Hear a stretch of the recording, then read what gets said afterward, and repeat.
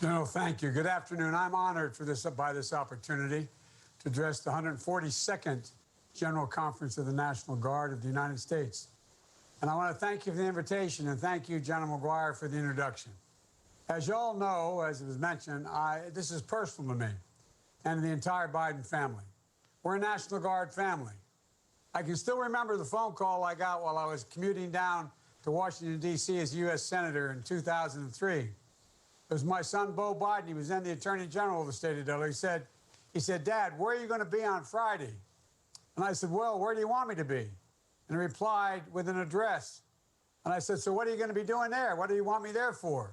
He said, Dad, I want you to pin on my bars, become a lieutenant in the United States Army National Guard. So, honey, you just got home from Kosovo not too long ago as Assistant U.S. Attorney. It was a moment, though, of incredible pride for both of us. For me as his father, seeing my son, the man he's become, and for Beau, because he felt the call to duty and service so actively, acutely, like all of you have. You know, that was a moment when there were significant overseas deployments for the wars in Iraq and Afghanistan, sustained and repeat deployments for Guard members. My son Beau was deployed with the Delaware 261st Theater Tactical Signal Brigade to Iraq for an entire year. And I'm very proud that, like many Guardsmen, he came home. He came home proudly. He earned the Bronze Star, a decorated hero. When he was posthumously awarded, when he passed away not long ago, the Legion of Merit and the Delaware Conspicuous Service Cross. A proud American who joined the National Guard willingly to sign up for extra work. All of you do that. Extra danger. You do everything we ask of you. You place your communities and your country ahead of your personal comfort. And when the need arises, you leave your families and your jobs and drop everything when the call comes. Because each and every one of you know what I know and what Beau felt in every core of his being, that it is duty and service to others that makes life rich. That's what makes our nation so strong. All of you, you are the backbone of our nation. That's why I so proudly supported the elevation of the Chief of the National Guard Bureau to become a member, the chairman of the Joint Chiefs, member of the Joint Chiefs of Staff. I co-sponsored that legislation back in 2008, and I was proud that the Obama-Biden administration was able to finally make it into law, and it mattered. Because we ask you to do as much for the deployment of the National, when you're deployed as a National Guardsman, as any other branch, regular or reserve. You deserve a seat at the table. And if I have the honor of being elected president this November, I will be a commander-in-chief who understands the full meaning of duty, the full sacrifices made by the Guard, of service, of sacrifice. Our military men and women, including our National Guard, sacrifice so much, and we owe you so much. As president, I'll work to ensure that you're never asked to go into the field with outdated equipment, and that when you return, you have access to quality health care, including mental health care that you deserve. Like every other branch of the military, I'm going to make sure the National Guard gets what they need to proudly serve our country. Your brave deployments overseas in Afghanistan, Iraq, Kosovo, the Horn of Africa, or wherever in the world you're needed, separated from your families, missing out on those birthdays, recitals, those major milestones of your family that you miss. And over the past 2 decades, you've been called to service in war zones again and again to fight and to sacrifice for this nation. More than 1 million National Guard deployments since 9/11. Service on every continent, in every combatant command. You know, and still more than 16,000 Guardsmen are deployed as I speak to you, and hotspots around the world as I speak. Along the way, you've borne a heavy burden of loss. 743 Air and Army National Guard members have lost their lives. Every one of them a fallen angel. And 6,034 coming home wounded. And how many thousands more dealing with the unseen wounds and psychological trauma. It takes incredible bravery, incredible courage, incredible guts to be a citizen soldier, a citizen airman. And I want to say something to your spouses, your significant others, and your parents. We owe them as well. We owe them for the service you're providing us. You know, this year has been particularly hard on Guardsmen. With a record number of people deployed here at home, 95,000 Guardsmen and women called up domestically, including to help deal with the threat of COVID-19, building field hospitals in major American cities, conducting COVID-19 tests on hundreds of thousands of your neighbors, transporting medical supplies, risking your own health, help our nation battle this virus. You've been called out, help keep the peace as the country continues to struggle and overcome our racial justice crisis. You've been sent to help lead our hurricane and disaster relief responses, with National Guard on the ground right now in Texas and Louisiana to help respond to Hurricane Laura, and hundreds of Guard soldiers and airmen called out in Iowa in the wake of that devastating derecho. I mean, it's just astounding when you see it. Fighting wildfires in California and Colorado.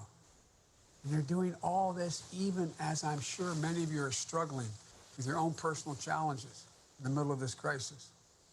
You're caring for a sick loved one, or if you're facing economic hardship because your hours have been cut back on your regular job, or your spouse lost their job, or if you've got children at home from school and wondering how in God's name I'm going to keep up with my Guard duties and their education. The hard truth is, it didn't have to be this bad, this pandemic.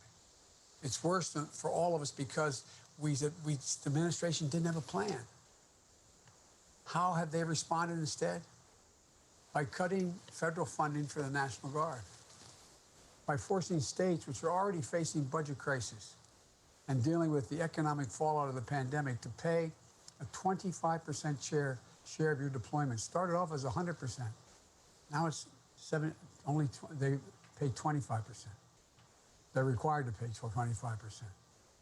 Been fully funded by the federal government in the past, while also refusing to give states the funding they need to deal with the economic fallout of this pandemic.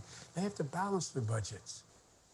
The federal government, there's a proposal that give the states billions of dollars to help them keep you on the job, keep our first responders on the job, our teachers and the like. And by threatening to end National Guard orders just one day before federal benefits would kick in, fortunately, it didn't happen.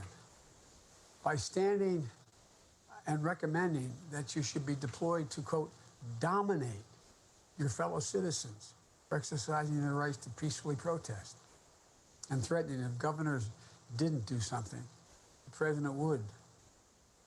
You know, we're so much better than this.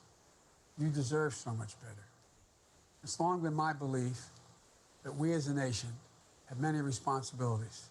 We only have one truly sacred obligation: to properly train and equip the women and men we send into harm's way, and to care for them and their families, both while they're deployed and after they come home.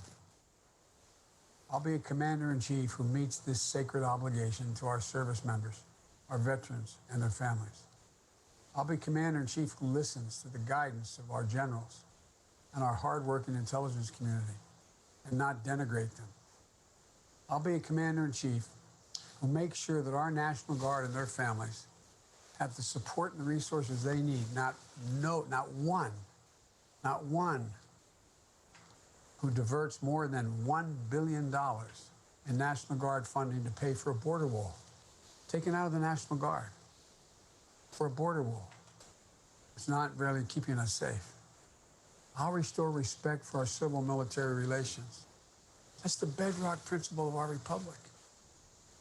You know, it's been tested lately, but I promise you as president, I'll never put you in the middle of politics or personal vendettas. I'll never use the military as a prop or as a private militia to violate rights of fellow citizens. That's not law and order. You don't deserve that. The country doesn't deserve that. It's not the oath we swear to uphold.